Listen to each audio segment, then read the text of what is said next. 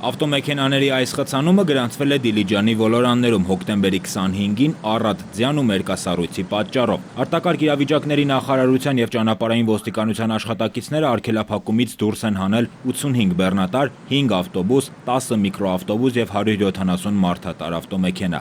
Ընդհանուր 650 ուղևորով։ Այս պայդրությամբ մեքենաներ չկան արգելափակված նշված հատվածում, ճանապարհը բաց է, երթևեկելի։ Գորիս-Կապան ճանապարհին ձյան մեջ արգելափակվել է Հայաստանից Իրան մեկնող ավտոբուսը։ 26 ուղևոր տեղափոխվել է Սյունիքի փրկարարական վարչություն։ Եղանակային անբարենպաստ պայմանների պատճառով հանրապետության մի քանի ճանապարհներ եւս անանցանելի են եղել։ Աշոտքի տարածաշրջանում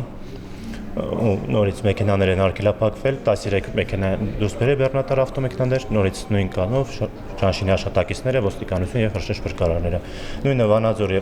Վանաձոր Ստեփանավան ավտոճանապարհը։